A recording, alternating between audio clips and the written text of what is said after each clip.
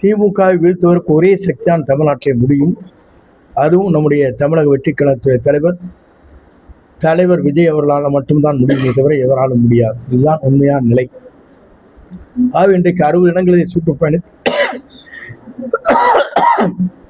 சுற்றுப்பயணத்தை மேற்கொள்வதற்கு இன்று 8 இடங்களே முடித்துவிட்டு அதை தொடர்ந்து அந்த பணிகளை நான் மேற்கொள்ள இருக்கிறேன். குறிப்பாக நேற்றைய தினம் கூட அவர் எப்படி மக்களை நேசிக்கிறார் என்பதற்கு ஒரே உதாரணம். எங்களிடத்துல கேட்கின்ற போது கீழறங்கி எல்லோரிடத்திலும் போய் பார்த்து விட்டார்கள். காவல்துறை வந்தார்கள். சார், நீங்கள் தயவு செஞ்சு வண்டியிலே உங்களை கொண்டு போய் சேர்த்து கொண்டு போய் விடுறதே எங்களுக்கு கஷ்டம். நீ கீழறங்கி வந்துட்டே நாங்கள் என்னதான் செய்ய முடியும்?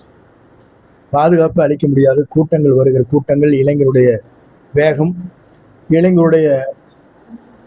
அவருடைய வேகம் மட்டுமல்ல, ஆர்வத்தை பார்க்கின்ற போது எங்களால் தடுக்க இயலவில்லை அப்படின்னு சொன்னார். நேற்று நீங்கள் பார்த்துருக்கீங்க நினைக்கிறேன். ஒரு ஃபுட்பாத் இருக்குன்னா அந்த ஃபுட்பாத் மேலே பெண்கள், ஆண்கள், பசங்க, குழந்தை அத்தனை பேர் நின்று ஆர்ப்பரிக்கிறாங்க. இது இந்திய நாட்டின் வரலாற்றில் புரட்சி தலைவர் அம்மாவுக்கு பிறகு இவர் இன்று சுற்றுப்பயணத்தை மேற்கொள்கிற போது இளைஞர்கள் மட்டுமல்ல, குழந்தைகள் வரையிலும் வாக்கு சேகரிக்கிறார்கள். இதுதான் அதிசயமான ஒன்று.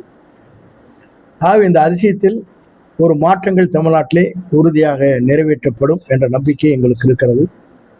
அடுத்த வருகின்ற 2026 வருகின்ற 23ஆம் தேதிக்கு பிறகு நல்ல தீர்ப்பு மக்கள் வழங்குவார்கள். ஒரு நல்ல முதலமைச்சரை தமிழ்நாட்டிலே கொண்டு வருவார்கள். நல்ல முதலமைச்சர் என்று சொன்னால் தமிழக வெற்றிக் கழகத்துடைய தலைவர் விஜய் மட்டும்தான் என்பதை நாட்டு மக்கள் அறிவிக்கின்ற நாள் அந்த நாள் அமையும். அதே நேரத்தில் நம்முடைய தொகுதியை பொறுத்தவரையும் 2 பணிகளை நான் முடிக்க இருக்கிறேன். நான் அம்மாவுக்கு இடத்திலே சொல்லுகிற போது மாற்றம் அங்கே நம்முடைய மாவட்டத்தை பிரிப்பதற்கு தயாராக இருந்தார்கள் 2016. 17க்கு பிறகு நாங்கள் ஆட்சியில் இருக்கிற போது கூட பிரிக்கலாம் என்று சொல்லுகிற போது வேறு மாவட்டங்கள் 10 மாவட்டங்கள் ஒன்றாக இருக்கிறது என்றெல்லாம் சொல்லி காலத்தை வீணடித்து விட்டார்கள். ஆனால் புரட்சி தளபதி விஜய் அவர்கள் ஆட்சிக்கு வந்த உடனே முதலாக தமிழ்நாட்டில் அதுவும் பல்வேறு மாவட்டங்களை பொறுத்தவரையிலும் அவர் என்ன வியூகங்களை வகுக்கிறார்களோ அந்த வியூகத்தின் அடிப்படையில் எங்கள் பணிகள் நிறைவேற்றப்படும். நம்முடைய மாவட்டத்தை பொறுத்தவரை 2 மாவட்டங்களாக பிரிப்பதற்கு அவருடைய வேண்டுகோள் வைத்து வெற்றிகரமாக முடிப்பதற்கு முயற்சிகள் மேற்கொள்வேன். சாலையை பொறுத்தவரையிலும் பைபாஸ் சாலைக்காக நிதிகளை ஒதுக்கினார்கள். ஆனால் ஆய்வுப் பணிகள் முடிந்ததற்கு பிறகு முழுமையான நிதிகளை ஒதுக்காத காரணத்தின் அடிப்படையில் சட்டமன்றத்தில் நான் குரல் கொடுத்ததற்கு பிறகு கூட அதை நிதிகளை ஒதுக்காத காரணத்தின் அடிப்படையில் நிறைவேற்றப்படவில்லை. ஆட்சி வந்தவுடனே 6 மாத காலத்தில் அது நிறைவு செய்யப்படும். 2வதாக தமிழகத்தின் வரலாற்றில் சுற்றுச்சூழலை பொறுத்தவரையிலும் பவானி ஆறு என்று சொல்லப்படுகிற கொடிவேரிக்கு அருகாமையில் சாயப்பட்டறை ஒன்று கொண்டு வருகிற போது அனுமதி இருந்தாலும் கூட, உச்ச நீதிமன்றத்தில் வழக்கு நிலுவையில் இருந்தாலும் கூட, நம்முடைய அரசு ஆய்வுப் பணிகளை மேற்கொண்டு நான் விவசாய சங்க தலைவர்களை அனைவரும் அழைத்து சென்று அரசிற்கு உடனடியாக இதை நிறைவேற்றப்பட வேண்டும் என்று வைத்ததற்கு பிறகு இதுவரையும் தமிழ்நாட்டின் வரலாற்றில் போடப்பட்டிருக்கிற ஆலைக்கு வழங்கப்பட்டிருக்கிற அனுமதியை வாபஸ் பெற்ற ஒரு சரித்திரம் தமிழ்நாட்டில் நடைபெற்றிருக்கிறது. இது எதற்காக சொல்கிறேன் சொன்னால், இதை நம்பித்தான் 10 தொகுதியில் இருக்கின்றவர் குடிநீரை பெற்றுக்கொள்கிறார்கள், விவசாயத்தை நம்பி வாழ்கிறார்கள். அவருடைய வாழ்வாதாரத்தை உயர்த்துவதற்கு நான் முழுமையாக முயற்சிகள் மேற்கொண்டிருக்கிறேன் என்பதை தெரிவித்துக் கொள்கிறேன். அதை போலதான் எல்லோரும் சொல்வார்கள், இவர் வந்ததுக்கு பிறகுதான் அத்திக்கடவு அவனாசி திட்டம். இந்த திட்டத்தை கொண்டு வருகிற போதே நான் தெளிவாக சொல்கிறேன், திட்டத்தை அம்மா அவர்கள் முழுமையாக ஆய்வு செய்தார்கள். அதற்கு பிறகு ஆய்வுப் பணிகள் முடிந்து எந்த இடத்தில் தண்ணீரை எடுக்க வேண்டும் என்பதோடு அம்மா ஆய்வு செய்து காளிங்கராயன் வாய்க்காலில் அதுவும் உபரி நீர் வருகிற போது எடுக்கலாம் என்று முடிவு செய்தார்கள். அது முழுமையான ஆய்வு பெற்றதற்கு பிறகுதான் அம்மாவுடையால் ஆட்சி கட்டளை அமர்ந்த நாங்கள் அந்த பணிகளை நாங்கள் துவங்கியதற்கு பிறகு கூட 3 முறை அதிகாரிகள், ஓய்வு பெற்ற அதிகாரிகள் போடப்பட்டிருந்தது. அதையெல்லாம் என்னுடைய கவனத்திற்கு அத்திக்கடவு அவனாசி திட்டத்தினுடைய விவசாயிகள் சொன்னதற்கு பிறகு நிரந்தரமாக 3 ஆண்டு காலம் யார் ஓய்வு பெறாமல் இருக்கிறார்களோ அவரெல்லாம் அழைத்து வைத்து பேசி அவர்களை நியமனம் செய்து இந்த ஆய்வுப் பணிகள் வெற்றிகரமாக முடிக்கப்பட்டது. இல்லை என்று சொன்னால் 6 மாதம் ஆய்வுப் பணிகள் முடிந்து ஆட்சியை முடிந்திருக்கும். சார், 9 முறை சட்டமன்ற உறுப்பினராக இருந்த போது அமைச்சராக இருந்த போது செய்யாத உண்மையா நீ நடிகர் கட்சியில போயிட்டு செய்ய போறாருன்னு சீமான் தேர்ந்தெடுக்கிறார். இல்ல செய்வார் என்று சொல்வதற்கு காரணம் சீமான் சொல்லலாம். சீமான் ஆட்சிக்கு வரப்போவதில்லை. அவர் சொல்வதை பற்றி நாம் கருத்து சொல்வது சரியாக இருக்காது. 9 முறை ஆட்சியில் இருக்கிற போது ஆட்சி அதிகாரம் யாருடைய தலைமையில் இருக்கிறதோ அவருடைய தலைமையில் இருக்கின்றவர்கள் என்ன முடிவுகளை மேற்கொள்கிறார்களோ அந்த முடிவுகளை ஏற்றுத்தான் இயங்கியாக வேண்டும். நான் தனிப்பட்ட முறையிலே என்னுடைய கருத்துக்களை சொல்லி நான் அதற்காக விமர்சனம் செய்ய இயலாது. ஆனால் இன்றைக்கு இருக்கிற நிலை நாம் செய்ய முடியும் என்ற நம்பிக்கை இவரிடத்தில் எனக்கு இருக்கிறது. அந்த நம்பிக்கையின் அடிப்படையில் நாடு செழிக்க, மக்கள் செழிக்க, எல்லோரும் எல்லாம் பெறுவதற்கு எல்லா வகையிலும் அவர் உதவியாக இருப்பார் என்ற நம்பிக்கையோடு அதை சொல்லியிருக்கிறேன். எத்தனை தொகுதிகள் வெற்றி பெறும்? குறைந்தது 234 தொகுதிகள், 200 தொகுதிகள் வெற்றி பெறும். நீங்க பேசும்போது கூட முதல்வராக பொதுச் செயலாளராக ஆக்க நான் விரும்பினா அந்த கனவு சுக்குநூறா போயிடுச்சு. இல்ல முதல்வராக பொதுச் செயலாளர்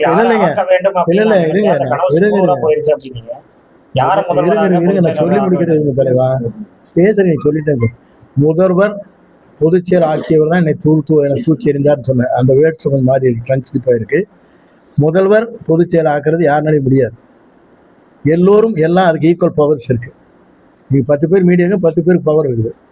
அதே மாதிரிதான் அம்மாவுக்கு பிறகு தலைவருக்கு பிறகு நாங்கள் யாரையும் ஒருவர் தலைவராக்க வேண்டும் என்றுதான் முடிவு செய்தோமே தவிர எல்லோருக்கும் அந்த தகுதி இருக்கிறது, அந்த அந்தஸ்து இருக்கிறது, ஆளுமை இருக்கிறது. ஆனால் உருவாக்கியதற்கு பிறகு ஒரே மணித்துளியில் என்னை தூக்கி எறிந்தான் வேதனை. தாவைக்க பொதுக்கூட்டங்கள்ல பாத்தீங்கன்னா கண்ணாடி வீசுறாங்க, கல்லெடுத்து வீசுறாங்க, சென்னையில நடந்திருக்கிறது. அதுக்கு காரணம் இந்த அரசு முழுமையான பாதுகாப்பு அளிக்கப்படவில்லை என்பதுதான்.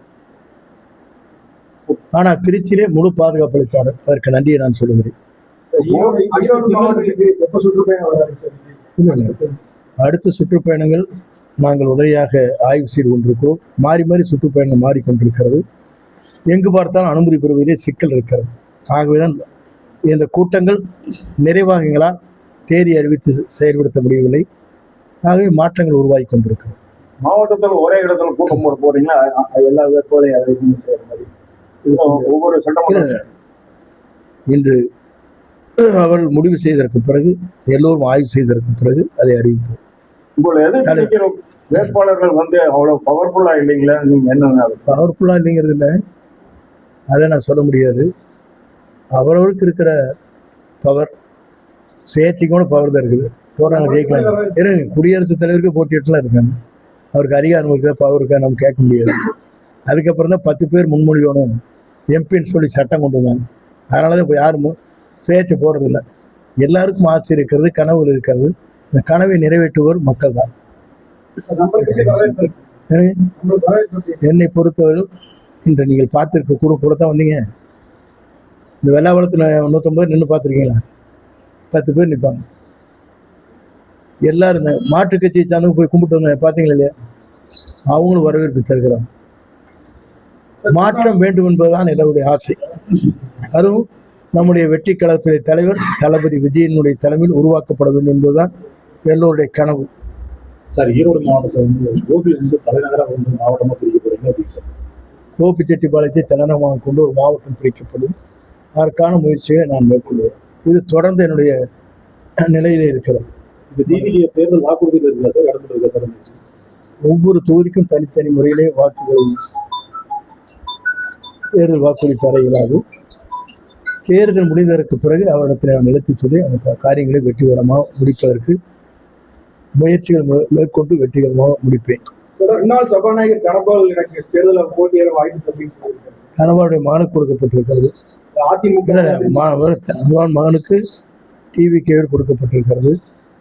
கனவாலை பொறுத்தவரை கொடுக்கவில்லை என்று சொன்னால் 2 முறை இந்த இயக்கத்தை காப்பாற்றியவர். இந்த 2 முறை அவர் சோதனை வருகிற போது அந்த சோதனையிலே அம்மாவுக்கு பிறகு இந்த இயக்கத்தை காப்பாற்றியவர். அவருக்கு இடமில்லைன்னு சொன்னால் எவ்வளவு தூரம் இருக்கிறது நிலைகள் என்பதை நீங்கள் புரிந்து கொள்ள வேண்டும். பணம் இருந்தால் மட்டும்தான் இந்த கட்சியில் இடம். அதான் டிமாண்ட் பண்ணிக்கவங்க சொல்லி பத்திரிக்கையில் பார்த்துருக்கீங்களே, இருக்கா கொண்டாடுறத நீங்க சொல்லி நீங்களே தான் எழுதுறீங்க. மற்ற கட்சியில் யாரும் கேட்கறது இல்லை. எவ்வளவு நிதி வைத்திருக்கிறீர்கள், செலவு செய்ய முடியும் என்று கேட்கிறார். நான் 40 லட்சம் ரூபாய் நம்மளுக்கு நிதி இருக்குது. கேட்குற தொகை கூடுதலாக இருக்கிறது நீங்களும் தெரியுங்க, எல்லாரும் தெரியும். இந்த கேள்வியை கேட்கக்கூடாது. இந்த கேள்வியை வேண்டியதில் இந்த கேள்வி நான் சொன்னதாகவோ நீங்கள் கேட்டதாகவோ பத்திரிகையில் வர வேண்டாம் என்று அன்போடு கேட்டுக்கொள்கிறேன். நீங்க அம்மாவுக்கு சுற்றுப்பயணத்துக்கு வெளியில் நடத்திட்டு போனீங்க, அதே மாதிரி விஜய்க்கு போறீங்களா? நேற்று தினம் கூட இந்த திருச்சிக்கு சென்றேன். அதற்கு முன்னால் சேலத்துக்கு போனேன். அதுக்கு முன்னால் ஈரோடு, அதுக்கு முன்னால் இதுக்கும் போயிட்டு வந்து கண்டினியூ அவர் டூருக்குலாம் போயிட்டார், தஞ்சாவூர் எல்லாம். கடந்த முறை நீங்க ஓவிய மாவட்டமா அறிவிக்கிற போது 100 ஏக்கர் நிலம் வேணும், இடம் இல்லை, நீங்க இப்ப மட்டும் எப்படி சார் ஏற்படுத்தணும்? அது இடத்த நான் சொல்ல மாட்டேன், சொன்னோம்னா அதுக்கு ஆக்குவே பண்ணிக்குவோம். இடத்துல தேர்ந்தெடுத்தாச்சு, மேப்பும் போட்டாச்சு, ரெடியா இருக்குது, தயார் நிலையில் இருக்குது. இது எனக்கு இது வரைக்கும் தெரியல.